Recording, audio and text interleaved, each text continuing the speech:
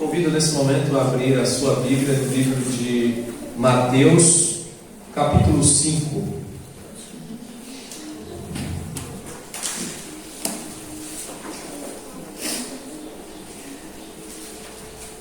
Evangelho de Mateus, capítulo 5, e o versículo de número 1. Vendo Jesus as multidões, subiu ao monte, e como se assentasse, aproximaram-se os seus discípulos. E ele passou a ensiná-los, dizendo, em um momento da vida de Jesus, e esse momento é muito especial porque é a primeira mensagem pública de Jesus. É o primeiro momento onde Jesus ele fala para as multidões. E a Bíblia diz que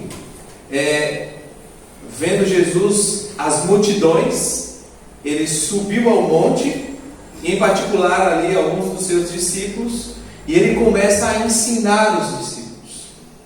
Mas Jesus ele já tinha algo que chamava muito a atenção. E muitas pessoas estavam curiosas para saber de fato quem ele era. Portanto, o primeiro discurso, todo mundo estava curioso para saber aquilo que ele ia dizer. E Jesus não perdeu a oportunidade de falar agora o seu maior sermão, o seu maior e mais importante dos seus sermões. Aliás, muito que a Bíblia fala são acontecimentos da vida de Jesus, mas esse momento é uma mensagem de Jesus, uma pregação de Jesus para os discípulos e para as multidões. As multidões se aproximavam de Jesus. Eu imagino Jesus com a sua forma maravilhosa de ensinar. Ele usava tudo aquilo que estava à sua disposição, aquilo que eles poderiam ver, aquilo que eles poderiam ouvir, e Jesus usa tudo isso no seu sermão, e é o famoso Sermão do Monte. E as primeiras palavras que Mateus ele vem falando da mensagem de Jesus nesse momento são os bem-aventurados do reino de Deus. E ele começa a falar quem são os bem-aventurados, felizes. Ele diz: bem-aventurados são os humildes de coração, bem-aventurados são os que choram. E ele diz que bem-aventurados são os mansos. Ele disse que bem-aventurados são os misericordiosos, bem-aventurados são aqueles que têm fome e sede de justiça, bem-aventurados são os pacificadores, e bem-aventurados são, olha só quem são os bem-aventurados aqui, veja comigo o versículo 11, versículo 10, bem-aventurados os perseguidos por causa da justiça, porque deles é o reino dos céus. Bem-aventurados sois quando por minha causa vos injuriarem e vos perseguirem, e mentindo disserem todo mal contra vós. Regozijai-vos e exultai, porque é grande o vosso galardão nos céus, pois assim perseguiram os profetas que vieram antes de vós. Jesus ele diz assim: olha, felizes são os perseguidos, porque se você se colocar em uma posição onde o Espírito Santo mostra para você que você tem fome, ou que você é uma pessoa pobre de espírito, se você reconhecer essa pobreza de espírito, o Espírito Santo vai preencher o seu coração e você vai chorar. Você vai chorar, porque não um choro qualquer, mas um choro luto, porque você vai ver que você está morrendo, mas que Jesus está vivendo em você. Amém. E agora você passa a ser um manso, passa a ser uma pessoa que tem fome e sede de justiça, você quer fazer as coisas certas.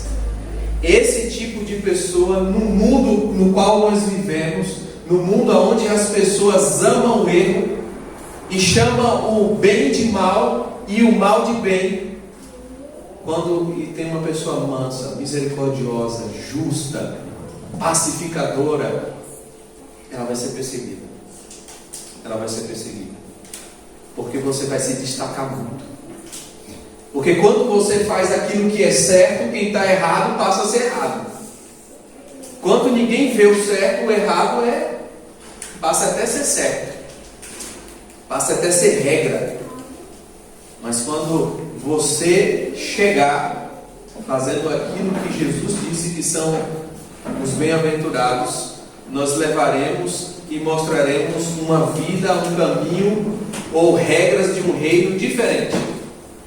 Por isso Jesus precisava falar algumas coisas para eles. Vocês vão ser perseguiram os profetas que viveram dessa forma, me perseguiram e perseguirão a vós também. Ele está falando diretamente para os discípulos e aquelas multidões as quais estavam ouvindo, mas as palavras de Jesus também se aplicam para mim e para você nesse momento. Portanto, Jesus continua dizendo no versículo 13 o seguinte: vós sois o sal da terra. Vocês são o sal da terra. Ora, se o sal vier a ser insípido, como lhe restaurar o sabor? Para nada mais presta, senão para ser lançado fora e ser pisado pelos homens. Jesus diz: vós sois o sal da terra. Tudo aquilo que Jesus usava vem carregado de significado. Quando os discípulos olhavam ao seu redor, aquilo tinha significado. Quando eles olhavam para a sua vida, aquilo tinha significado. E eu gostaria que o que Jesus disse tivesse grande significado para a sua vida hoje. Que essa palavra escrita chegue ao seu coração como as palavras de Jesus: vós sois o sal da terra. Nós podemos dar várias definições para o sal. O sal faz uma coisa, o sal faz aquilo, mas eu gostaria que a Bíblia mostrasse para você o significado do sal na Bíblia. E nesse momento eu te convido a voltar um pouco a sua Bíblia aí no livro de Levíticos. Levíticos capítulo 3, capítulo 2, versículo de número 13. Diz assim: toda oferta dos teus manjares temperarás com sal a tua oferta de manjares. Não deixarás faltar o sal da aliança do teu Deus. Em todas as tuas ofertas aplicarás o sal. O sal, ele era usado em todas as ofertas. Todas as ofertas era usada o sal. Por que o sal era usado em todas as ofertas? Porque o sal, ele tem propriedades que conservam alimentos. Então, primeiro significado do sal. O que Jesus diz? Vós sois o sal da terra. Significa que o sal, ele dá longevidade. Ele conserva as coisas. Ele fala assim, olha, então nós poderíamos entender que vós sois o sal da terra. Então vocês precisam conservar o que estão aí. Mas o sal também, ele não vai conservar um ambiente ou um alimento distante, no saleiro. Ele precisa estar no alimento. E aqui é um perigo muito grande de você se misturar com alimentos e você perder o seu sabor. E ele vai falar que o sal não pode perder o seu sabor. Porque se o sal perder o seu sabor, ele não serve para, a não ser jogado e pisado. E o que eles faziam na época de Jesus?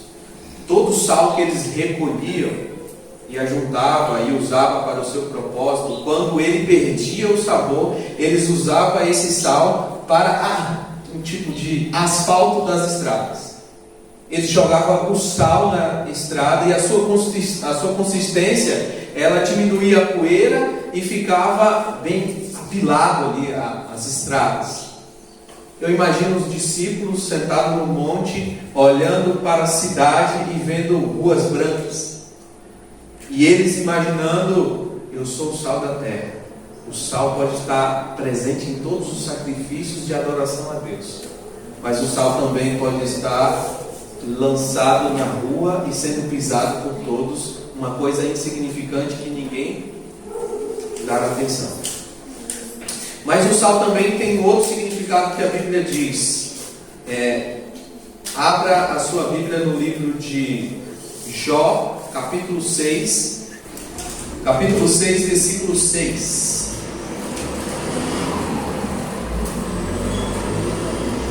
Diz assim, comer-se-á sem sal o que é insípido? Ou haverá sabor na clara do ovo? O texto está dizendo assim: você vai comer uma coisa sem sal ou sem sabor, sem gosto? Você comeria a clara do ovo sem sal? Tem algum sabor a clara do ovo sem sal? Feijão sem sal. Tudo sem sal perde o sabor. Então, outro significado que a Bíblia dá para o sal. O sal, ele dá gosto. Ele dá sabor nas coisas.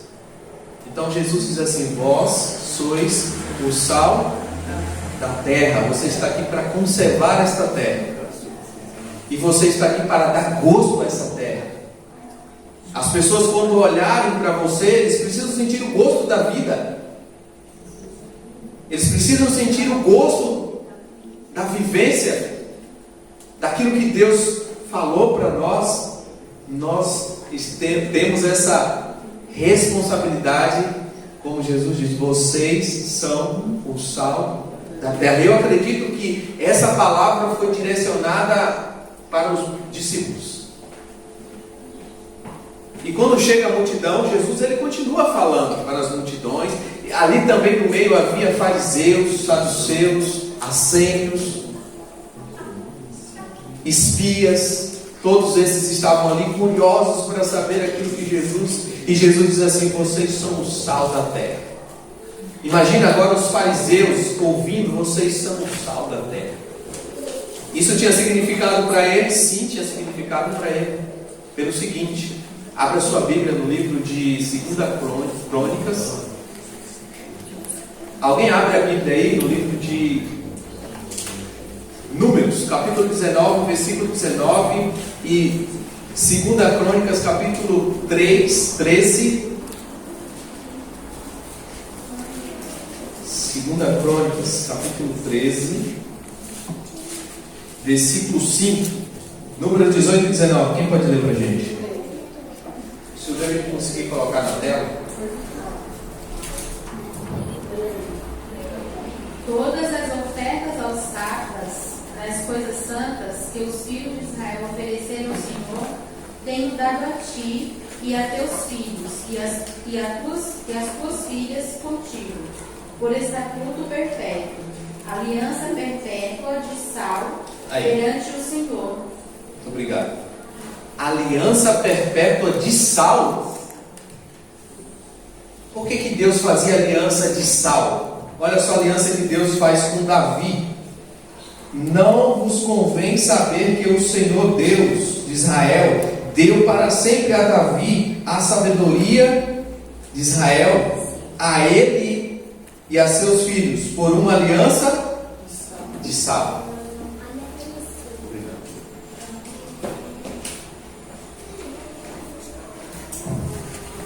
Deus fazendo uma aliança de sal, com o mesmo significado, que Davi fosse o sal da terra, que ele conservasse o reino e que ele desse gosto ao reino.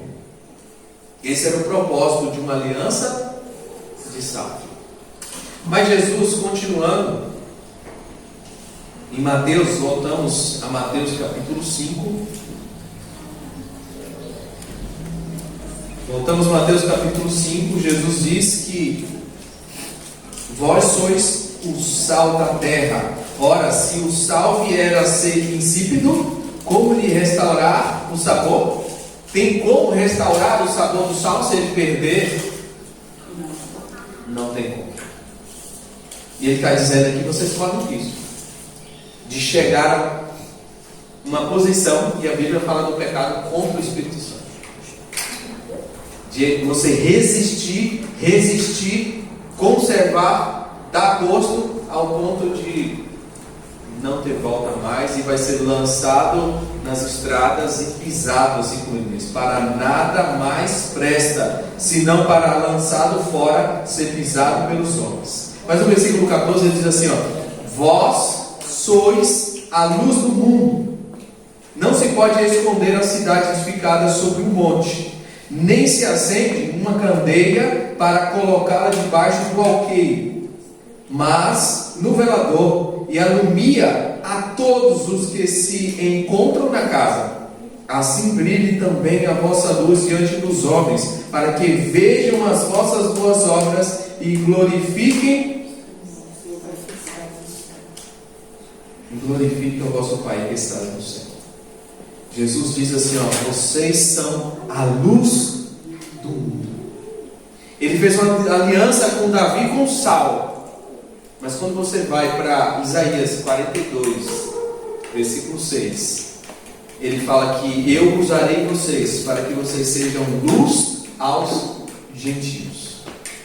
Isaías 49 também, versículo 6, diz também Deus que usaria Israel para que ele fosse luz aos gentios. Pois Jesus também chamou a Israel, o Antigo Testamento, Deus já tinha chamado aquele povo para que ele fosse sal e para que ele fosse luz. Então imagina os fariseus olhando e lembrando da aliança que Deus fez e olhando para as estradas brancas e com aquele sal que não serviam para nada. Imagina para os fariseus que se fecharam entre si e nunca foram luz para os gentios, ouvindo a palavra de Jesus, dizendo, olha, vocês são a luz do mundo.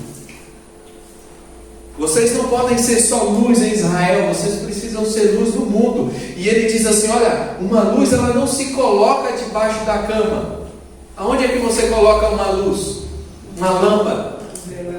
No velador, para que alumie o quê?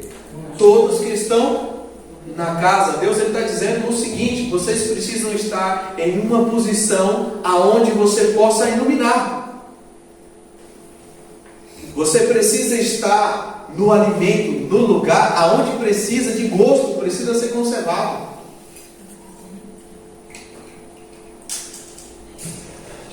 Quando o sal perde o sabor, eu poderia aplicar aqui quando o adventista do sétimo dia ou quando um cristão perde a sua identidade. Ele se mistura com os outros, mas ele não dá gosto e não conserva. E vai ficando tão parecido, tão igual, que ele perde a sua identidade. E quando ele é igual aos outros, e esse é o perigo que nós corremos, porque o mundo está cheio de problemas, cheio de lutas e dificuldades, que às vezes eu me assusto quando vejo os próprios cristãos que era para ser o sal, para ser o gosto, dando respostas ao mundo, respostas mundanas. Porque que quando nós falamos de um jovem infrator menor de 18 anos, o qual que nós deveríamos discutir? Como resolver esse problema desses jovens? Uma pena maior, uma pena menor? O que seria? Cristo. Eu, como sal da terra, eu não dou uma resposta do mundo, eu dou uma resposta bíblica.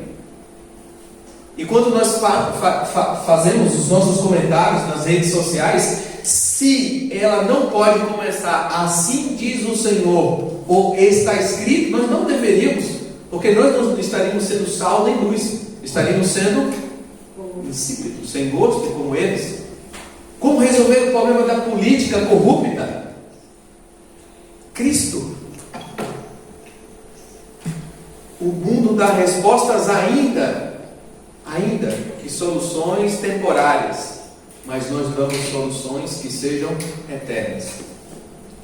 Porque Deus não nos chamou para que nós fizéssemos o trabalho que eles fizessem um trabalho diferente, conservar, dar sabor, dar gosto a essa vida. E para iluminar, Jesus diz assim: vós sois a luz do mundo. Abra sua Bíblia no livro de João, segura no livro de Mateus, nós voltaremos aí. Evangelho de João, capítulo 1. Vamos entender um pouco a respeito que a Bíblia fala sobre a luz.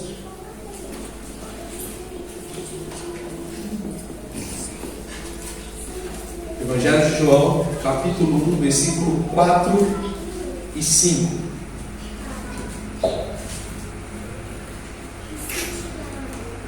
Eu vou ler do começo para que você entenda. No princípio era o verbo estava com Deus, e o verbo era Deus. Ele estava no princípio com Deus, todas as coisas foram feitas por meio dele, e sem ele nada do que foi feito se fez. A vida estava nele, e a vida era a luz dos homens. Vamos entender o texto. No princípio era o verbo estava com Deus, e o verbo era Deus. De quem é esse verbo? Quem era esse verbo? Jesus, porque o versículo 29 diz que o verbo se fez carne e habitou entre nós. Jesus era o verbo. Mas a Bíblia também diz que todas as coisas foram feitas por meio dele, e sem ele nada do que foi feito se fez. E aí no versículo 4, a vida estava nele, e a vida era a luz dos homens.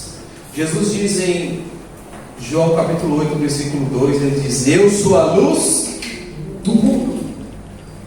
Jesus é a luz, ele diz: vocês são luz. Nós somos luz como Jesus? Ele falou que nós somos luz, mas ainda nós não somos a verdadeira luz. Se você continuar o texto, o versículo 6 diz: havia um homem, houve um homem enviado por Deus, cujo nome era. Este veio como testemunha para que testificasse a respeito da luz, a fim de todos virem a crer por intermédio dele. Ele não era a luz, mas veio para que testificasse da luz. E o texto diz assim: a saber, a verdadeira luz. E qual é a verdadeira luz? Nós sabemos que a verdadeira luz é Jesus. Mas assim como a lua não tem luz própria, nós também não somos luz. Nós também não temos luz própria. A lua reflete a luz do sol, e Jesus é o sol da justiça, que ele brilha. E a lua, quando o sol reflete a sua luz na lua, ele ilumina. Mas há uma diferença da luz da lua para a luz do sol. Nós somos lua. É interessante, eles precisam viver segundo a palavra de Deus também. Então, quando Jesus fala que ele é a luz, então nós, quando passamos a segui-lo, está perto dele, a luz dele reflete em nós, e ela vai refletir nas outras pessoas. Ele fala assim: olha, se você está comigo, e você tem a claridade de Jesus, você não vai ficar escondido dentro de casa, porque uma lâmpada não se coloca debaixo de uma cama, não se coloca debaixo de uma mesa, mas se coloca no local. E ele fala assim: assim como uma cidade edificada no monte, e todos conseguem ver ainda vindo de longe, ele fala: assim é para a nossa luz brilhar. Ainda as pessoas vindo de longe, eles percebem algo diferente em nós. E a luz, ela tem um papel. A luz, quando ela clareia a escuridão, nós conseguimos ver o estado das coisas, novas, velhas, boas, as cores bonitas. A luz, ela tem esse poder. E a Bíblia diz que nós devemos ser, vós sois a luz do mundo. A pergunta para mim e para você é: nós estamos vivendo de fato isso? Você está dando gosto à vida das pessoas? Tem pessoas que já estão condenadas à morte, porque João capítulo 3, versículo 19, ele diz que o julgamento é este: que a luz veio ao mundo, e o mundo amou mais as trevas do que a luz. Tem pessoas que já estão julgadas, condenadas à morte. Mas a Bíblia diz que o meu papel é conservá-las. Eu conservo elas quando eu dou gosto, através da minha vida, mostrando o significado dessa aliança com Deus, o que é dar gosto a esse reino de Deus, a vontade de Deus. E as pessoas, elas passam agora a se misturar com a gente, e elas que não tinham gosto, agora tem sabor a vida delas, e elas vão falar: olha, fulano de tal deu sabor à minha vida, o outro também deu sabor à minha vida, ele chegou aqui e eu vivia sem esperança, não sabia para onde ir. É isso que Jesus está dizendo. É exatamente isso que Jesus está dizendo. Voltando para Mateus, aliás, a Bíblia mostra para a gente como ser luz. Ele fala que Jesus é a luz do mundo. Vá para João capítulo 8, versículo 12. Dois versículos da Bíblia mostram-nos como ser luz. Primeiro, João capítulo 8, versículo 12, que diz assim: de novo lhe falava Jesus dizendo: eu sou a luz do mundo. Quem me segue não andará nas trevas, pelo contrário, terá a luz da vida. Então, é essa aqui só até aqui. Jesus diz: eu sou a luz do mundo. Quem me segue não andará nas trevas, pelo contrário, terá a luz da vida. Então, o primeiro passo para que nós sejamos luz para outras pessoas, Jesus diz assim: siga-me. E aquele que me segue, ele também será um luzeiro na vida de outras pessoas. E quando você estiver na sua casa, esteja numa posição onde a sua vida, aquilo que você aprendeu, os preceitos do reino, a palavra de Deus que você vive, ela esteja tão clara, que as outras pessoas possam ver e elas possam se distinguir entre você e ela. Que elas possam olhar: essa aqui está indo para o céu, eu não estou. Essa pessoa aqui, ela está na luz, eu não estou. Mas se vivermos de igualdade com elas, estaremos também nas trevas, junto com elas, perdidas. Mas nós precisamos estar numa posição onde nossos parentes, nossos vizinhos, nossos amigos, nossos colegas da escola, eles precisam perceber que há uma diferença. Quando houver os problemas da vida, essas pessoas elas deveriam buscar quem? Sei que você é cristão, estou passando pela dificuldade assim. Era assim com Jesus. Publicanos e pecadores se aproximavam para ouvir, porque sabia que dali poderia haver luz que poderia iluminar o caminho deles. A Bíblia diz em Salmo 119, versículo 105: lâmpada para os meus pés e luz para o meu caminho. Ou seja, ele vai iluminar onde você está e vai iluminar onde você deve. Eu também, assim como a palavra de Deus, preciso ser lâmpada para os pés das pessoas e luz para o caminho delas. A minha vida, às vezes, ainda sem palavras, quando as pessoas olham para você e falam assim: nossa, isso é bonito demais. Eles precisam ver o gosto da nossa vida. Primeiro, eles precisam ver o sabor. Às vezes parece que nós vivemos, parece que nós não estamos saboreando o Evangelho de Cristo, o Reino de Deus, que já poderia ou já está disponível para nós hoje. Parece que nós não estamos vivendo. As pessoas olham para a nossa vida, vê aquela tristeza, a murmuração: eu não consigo trabalho por causa do sábado. O sábado sempre é uma pedra de tropeço, a gente usa. Eu não consigo por causa disso, por causa que eu não como isso, eu não como aquilo. A gente não tem convicção, a gente não é decidido. A gente não vive assim, não. O reino de Deus é assim: nós não comemos, não bebemos como eles bebem. Nós comemos e bebemos para a glória de Deus. Aonde você vai, eu posso ir também, mas eu não como o que você come, eu não bebo o que você bebe, eu não vivo do jeito que você vive, porque eu sou a luz do mundo. Eu ando com Cristo. Eu sou um seguidor de Cristo. Primeiro, seguir a Cristo. Segundo, a Bíblia vai dar luz e você vai saber se você está sendo luz ou trevas. Eu pergunto para você: você tem andado com Cristo? Você tem caminhado com Cristo? As suas decisões têm sido a vontade de Cristo, para a glória dele? Se não, estaremos nas trevas. Mas abra sua Bíblia nesse momento no Evangelho, no livro de Isaías, capítulo 58, versículo de número 6. O contexto é: aquele povo, o povo de Deus, ele estava reclamando a Deus. E a reclamação de Deus é porque eles estavam orando, jejuando e as coisas não estavam acontecendo. E a resposta de Deus foi o seguinte: porventura não é este o jejum que escolhi? Que solte as ligaduras da impiedade, desfaças as ataduras da servidão, deixes livres os oprimidos e despedaces todo o jugo?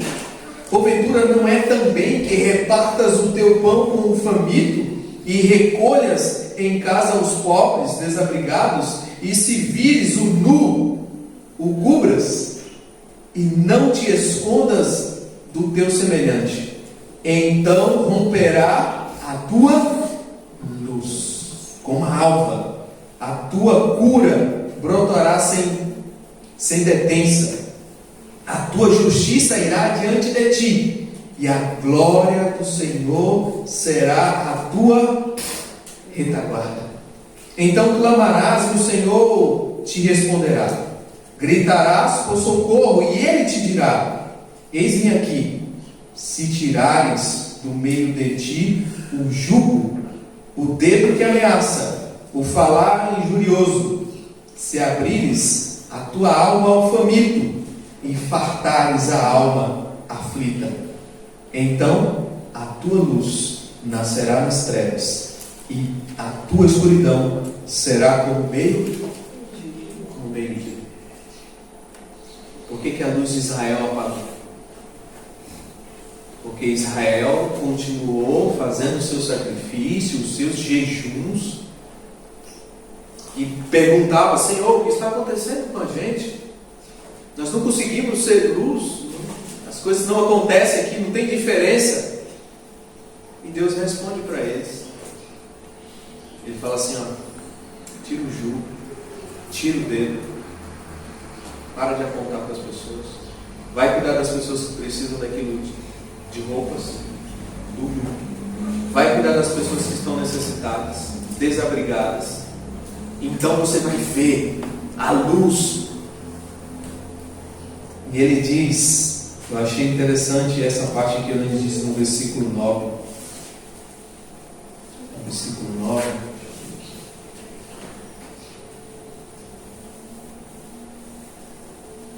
Versículo 8: então romperá a tua luz como a alva, a tua cura brotará sem detença, a tua justiça irá adiante, e a glória do Senhor será a tua retaguarda. Irmão, para pensar.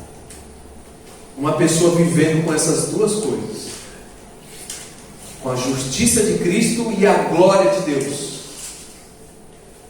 A justiça de Cristo te acompanhando e a sua glória, a sua retaguarda. É um brilho, é uma luz.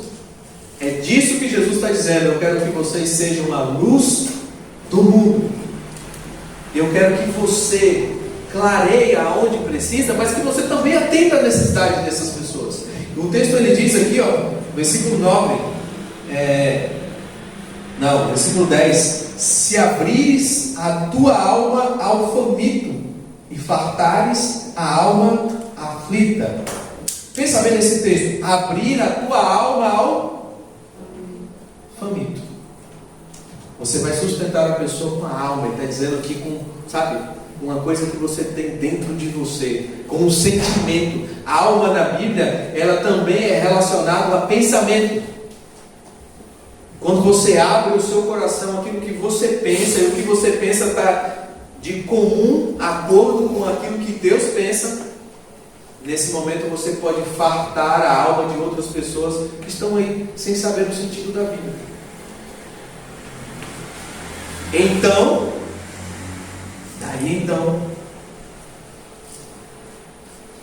a tua luz nascerá nas trevas, e a tua escuridão será como meio-dia. Só então, quando Deus fala então, há uma condição para você ser luz. Vós sois a luz do mundo. Se então,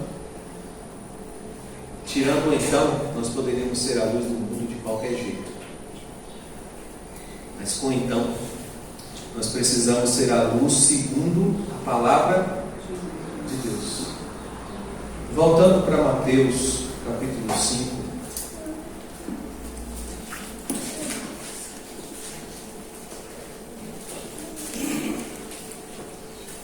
Versículo 16, ele diz o seguinte: assim brilhe também a vossa luz diante dos homens, para que vejam as vossas boas obras e glorifiquem a vosso Pai que está nos céus. A luz, de acordo com Jesus, não está de acordo só com o que você fala, mas com o que você faz.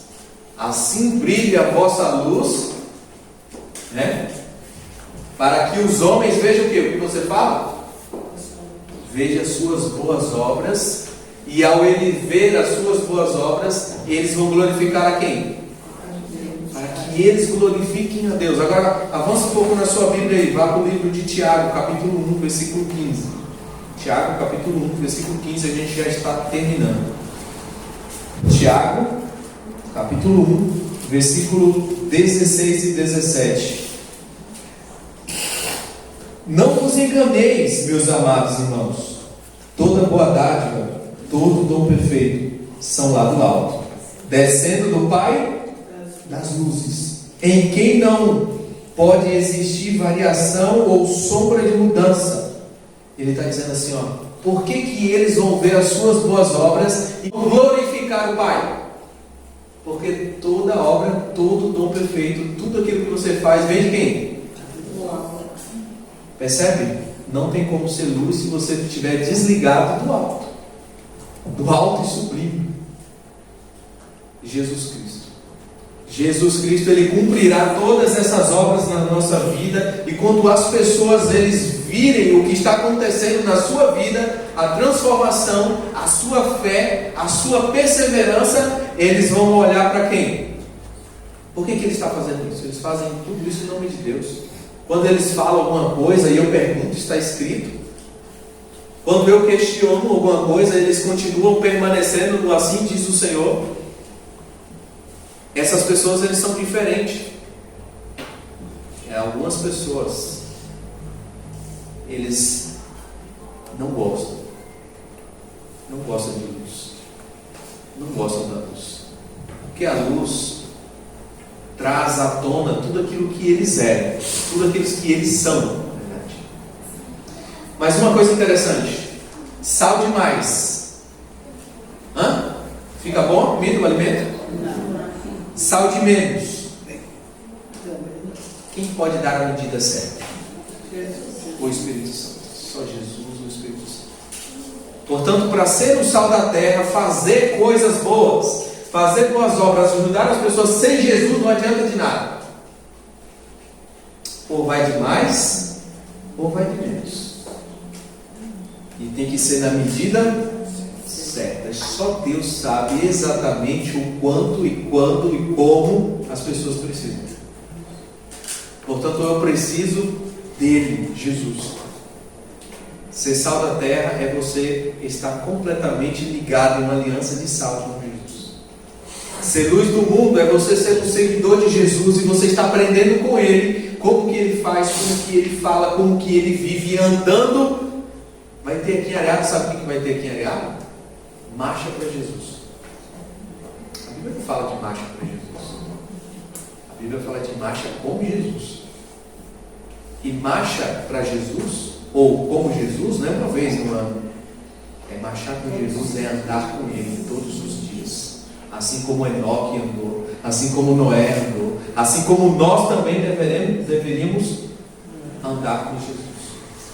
Então todo dom perfeito, toda boa dádiva vem lá do alto, do Pai das luzes. Como eu me torno filho da luz? Quando eu passo a ser um seguidor de Cristo. Se você terminar lendo o Sermão do Monte, capítulo 8, versículo 1, desceu Jesus do monte e as multidões o seguiam. Dali em diante, muitos se tornaram seguidores de Jesus. Passaram também a ser a luz do mundo e sal da terra. Jesus tinha seus discípulos particulares, mas ele tinha multidões também de seguidores. Em Tiago, capítulo 1, ele continua dizendo uma coisa: pois, segundo o seu querer, ele nos gerou pela palavra da verdade, para que fôssemos como ele, como que primícias das suas criaturas. O Pai das luzes, ele gerou outras luzes, mas como que ele gerou? Ele gera através gerou pela palavra. Sabe o que isso significa? Que não tem como você ser luz do mundo sem ler a Bíblia, sem estudar a Bíblia, sem viver o que está na Bíblia. Não existe luz no mundo. E se você tem lido bem pouco a Bíblia, tem ficado como no tempo de Samuel, era rara a palavra de Deus. Se tem sido rara a palavra de Deus na sua casa, quanto mais rara a palavra de Deus, não tem como gerar luz na sua casa. E se não tem como gerar luz na sua casa, não tem como iluminar, não tem como ser sal. E a mensagem de hoje, ela vem trazendo para mim e para você, é o seguinte: eu preciso que eu brilhe para que as pessoas vejam as minhas boas obras e glorifiquem a Deus. Eu preciso disso. A glória sempre vai ser para Ele. E tem que ficar evidente na sua vida que aquilo que você está fazendo, se não fosse assim, se não fosse assim, nada aconteceria. Toda bondade, todo cuidado com o pobre, todos os meios de sustento que nós damos sem Jesus seria um puro egoísmo em busca de alguma coisa, ainda que seja aplausos, ainda que seja um reconhecimento. Não pode ser assim. Isso não é luz. Então o que nós precisamos? Nos achegar a Jesus, porque Ele é a luz do mundo.